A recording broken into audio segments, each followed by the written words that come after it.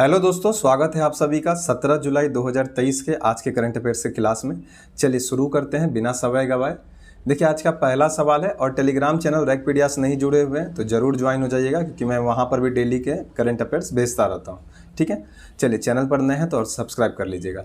पहला सवाल है, हाल ही में चर्चा में रहा नमदा कला कहाँ प्रचलित है? ए जम्मू कश्मीर, बी केरल, सी तमिलनाडु, डी उड़ीसा। देखिए इसका सही आंसर हो जाएगा ए जम्मू कश्मीर। देखिए जम्मू कश्मीर में ही मोबाइल दोस्त ऐप लॉन्च हुआ था कुछ दिन पहले। मोबाइल दोस्त ऐप। जम्मू कश्मीर में ही वितस्ता महोत्सव भी मनाया गया था। ये सब पढ़ा चुके हैं ऑलरेडी, बीच बीच में बता देते हैं ताकि रिवीजन हो जाए। ठीक है, जम्मू कश्मीर में ही मानसिक रोगियों के लिए एक नया चैटबॉट शुरू किया गया था। चलिए आगे बढ़ते हैं और नमदा कला से संबंधित देखते हैं। देखिए हाल ही में केंद्रीय कौशल विकास उद्यमिता राज्य मंत्री ने यूनाइटेड किंगडम को निर्यात के लिए नमदा कला उत्पादों के पहले बैच को हरी झंडी दिखाई है। कहाँ निर्यात किया जाएगा? ये यूके को, यूनाइटेड किंगडम, ठीक है, ब्रिटेन। खबरों में क्यों है ये? तो प्रधानमंत्री कौशल विकास योजना के हिस्से के रूप में कौशल भारत के पायलट प्रोजेक्ट के तहत कश्मीर के नमदा शिल्प को सफलतापूर्वक पुनर्जीवित किया जा रहा है, जिसमें राज्य के 6 जिलों के लगभग 2200 उम्मीदवारों विलुप्त हो रही कला में प्रशिक्षण प्राप्त कर रहे हैं। नमदा कला के बारे में ऐसा कहा जाता है कि इसकी शुरुआत 16वीं शताब्दी में हुई थी, जब मुगल सम्राट अकबर अपने घोड़ों को ठंड से बचाने के लिए एक आवरण बनवाना चाहते थे। इसे शाह हमदान नाम के एक सूफी संत ने कश्मीरियों से परिचित कराया था। ठीक है, याद रखिएगा, एक कपड़ा जैसा होता है ये, और कुछ नहीं होता है, ये शिल्प कला का एक कपड़ा है। चलिए आगे बढ़ते हैं। हाल ही में कब विश्व अंतर्राष्ट्रीय न्याय दिवस मनाया गया? ए 16 जुलाई, बी 17 जुलाई, सी 18 जुलाई, डी 19 जुलाई। देखिए इसका सही आंसर हो जाएगा बी 17 जुलाई।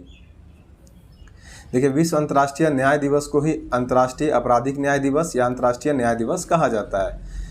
यह एक अंतर्राष्ट्रीय आपराधिक न्याय प्रणाली स्थापित करने और पीड़ितों के अधिकारों को बढ़ावा देने का दिवस है।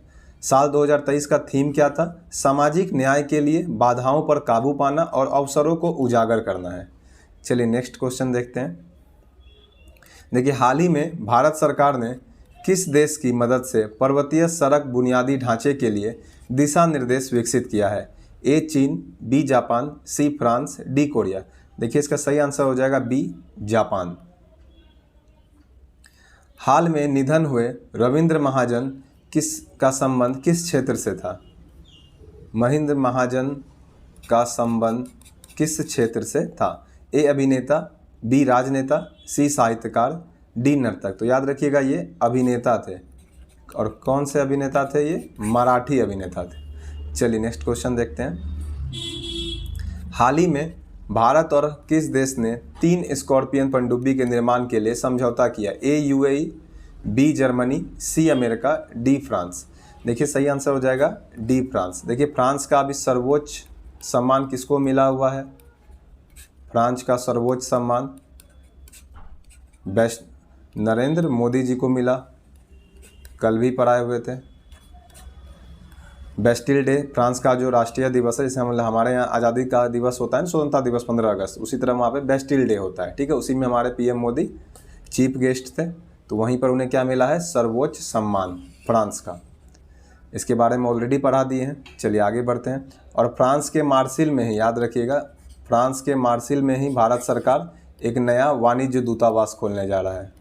ये भी ध्यान रखिएगा, वाणिज्य दूतावास खोलने जा रहा है फ्रांस के मार्सिल में। चलिए नेक्स्ट देखते हैं। हाल ही में सरकार ने 100 मिलियन टन कोयले को गैसीकृत करने का लक्ष्य कब तक रखा है? तो याद रखिएगा, ए 2025, बी 2028, 2030, 2032। तो ये 2030 तक लक्ष्य रखा गया है। चलिए आगे बढ़ते हैं। हाल ही में किस राज्य के आथुर पान के पत्ते को जीआई टैग मिला है? ए केरल, बी तमिलनाडु, सी पश्चिम बंगाल, डी कर्नाटक। तो याद रखिएगा ये तमिलनाडु का जो आथुर पान है उसको जीआई टैग मिला हुआ है। और यूपी के अभी 7 प्रोडक्ट को हाल ही में, यूपी के 7 प्रोडक्ट को भी हाल ही में मिला हुआ था। सबके बारे में ऑलरेडी डिटेल में पढ़ा चुके हैं। चलिए आगे बढ़ते हैं।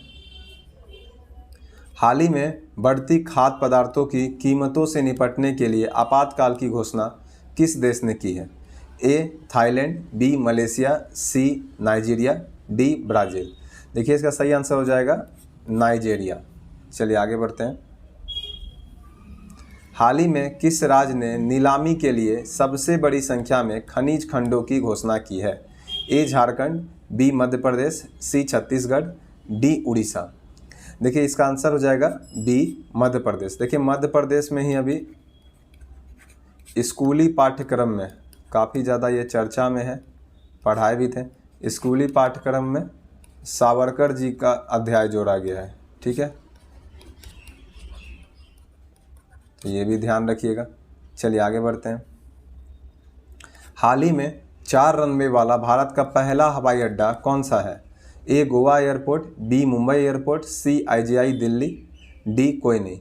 देखिए सही आंसर हो जाएगा सी, ठीक है, इंदिरा गांधी इंटरनेशनल एयरपोर्ट दिल्ली। चलिए आज के लिए इतना ही। चैनल पर नए हैं तो चैनल को सब्सक्राइब कर दीजिए। जय हिंद, जय भारत।